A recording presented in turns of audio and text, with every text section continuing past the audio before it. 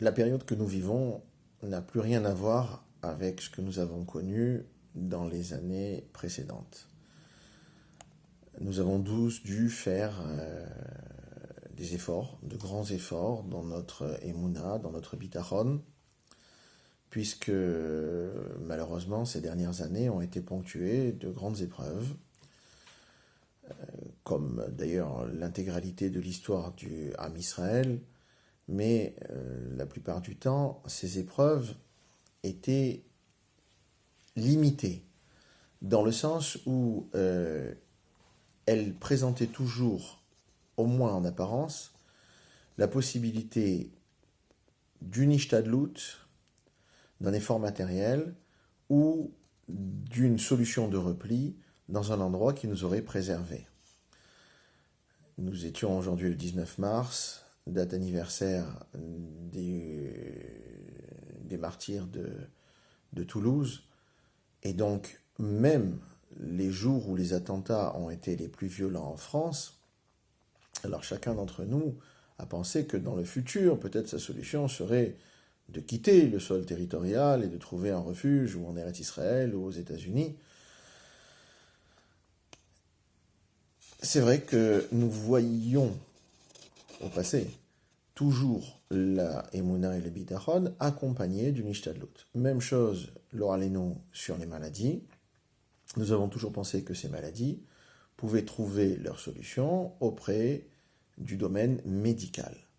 À l'heure actuelle, même si les choses évoluent relativement vite, et dans la situation où nous sommes, nous n'avons pas ce refuge, et je dirais presque ce subterfuge, c'est-à-dire cette espèce de tricherie avec la Emouna.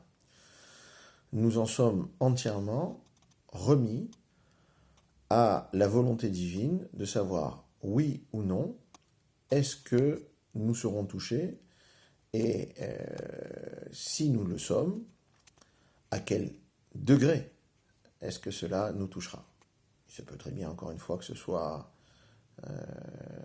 une situation dans laquelle nous n'ayons quasiment pas de symptômes, des symptômes légers, ou l'oraleno, l'oral kolamo Israël, des symptômes plus lourds.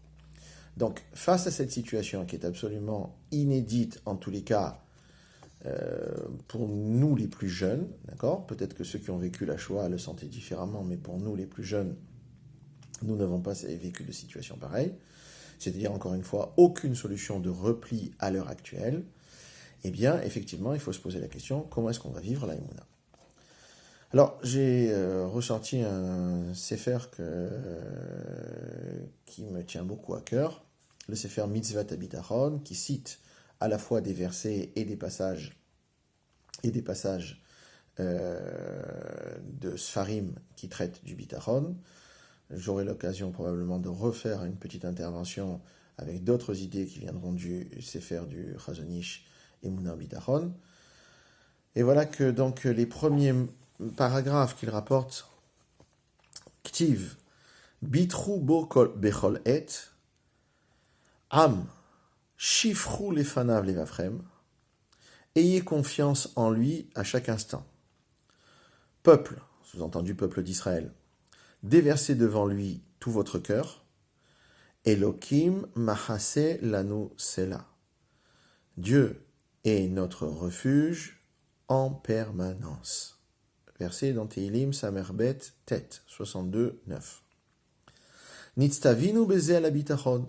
C'est là qu'est notre obligation de bitachon. Ve'afilu im chalila ba'u alav tsarot rabot.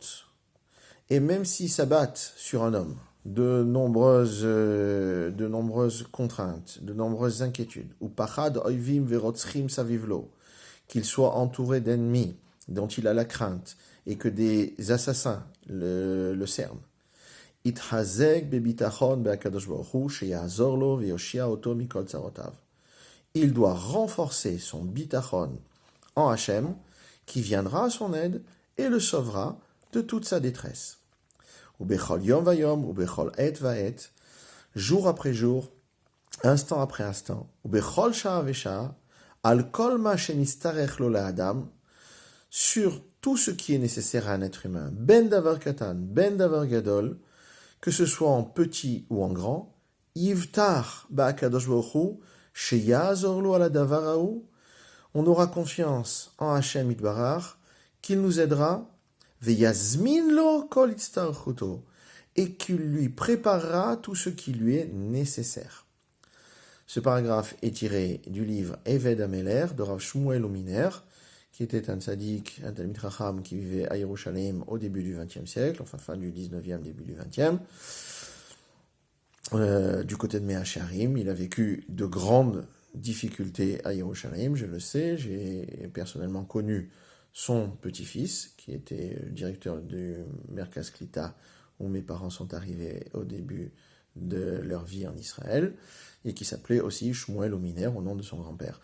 Donc je connais un petit peu l'histoire de ce Rav, et puis d'une manière générale, l'histoire de Yerushalayim et de Yerushalayim Shel Ma'ala, c'est-à-dire de Yerushalayim il y a plus de 150 ans aujourd'hui, ce n'était pas une histoire simple, des ennemis il y en avait, des épidémies il y en avait, et quand il parle de Bitachon, ici, il dit quelque chose d'extrêmement important.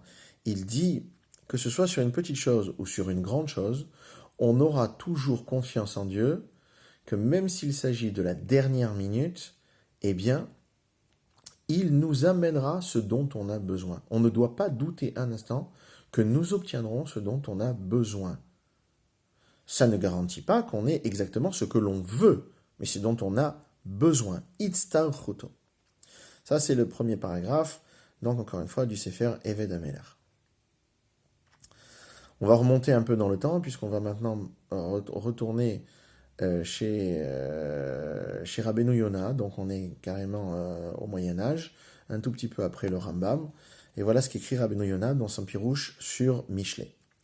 Mitzvat habitachon, hu sheyedaim levavo ki akol bidei shameim. La mitzvah du bitachon est de savoir au plus profond de son cœur que tout vient du ciel. Je l'ai dit tout à l'heure, c'est l'idée principale du Chazon Ish, aussi dans Emunah Bitachon. Le bitachon n'est pas obligatoirement de penser que tout sera pour le mieux dans le meilleur des mondes, mais de penser que tout vient du ciel et que tout s'intègre dans le projet d'Hachem. Ou beyad Hachem leshanotativ atevaim ou l'achlif amazal. Et maintenant, pour voir les choses de manière positive, on devra penser que entre les mains d'Hachem, il y a toujours la possibilité de changer la nature des choses et de changer le mazal. Ve'en l'Hachem ma'atzor leoshia berav ou bemeat. Hachem n'a pas de limite dans son sauvetage, que ce soit sur de petites choses ou de plus grandes choses. Gam kitsara krova, même si apparemment la détresse et le malheur est plus proche. Ve'yeshuato krova lavo. Eh bien non, c'est faux. C'est la Yeshua, c'est la rédemption qui est la plus proche. Qui kol yochal velo yivatser mezima. Car celui qui a toutes les potentialités, il n'aura aucun empêchement à ses projets. Veiftar b'Hashem, on parle d'Hachem évidemment. Veiftar b'Hashem ilbarach, bekol tzara v'chashecha, on aura confiance en Dieu à chaque détresse, à chaque ténèbre.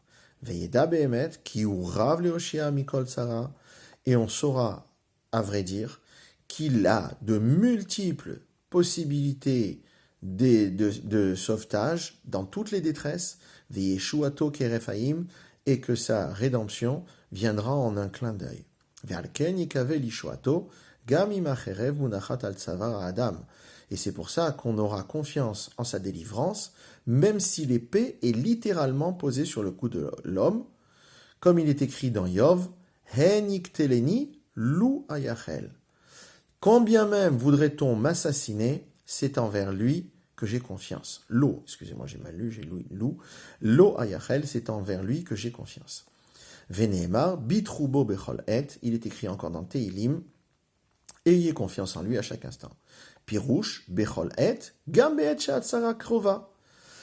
Chaque instant, c'est même lorsque le malheur le plus grand, Khalila, est tout proche. Velo yeda adam derech leinat salumina, et que l'homme n'a aucune possibilité d'en être sauvé en apparence. Veneemar, bitru b'Hashem adead, ayez confiance en Dieu à l'infini, qui beka Hashem tsur olamim, car c'est en Hashem que le refuge éternel se trouve. Ki hu yitbarach yotzer haolam hazeh ve'haolam haba, ve'akol beyado, car Hashem a créé ce monde-ci, il a créé le monde futur, et tout est entre ses mains. La reine Bitroubo qui kol yuchal. C'est pour ça qu'on aura confiance en lui, car il peut tout. Je nous souhaite à tous, Bezrat Hashem, des Bessorot Tovot dans le plus proche avenir et une grande réfoua chez les mains pour tous les malades du clan Israël.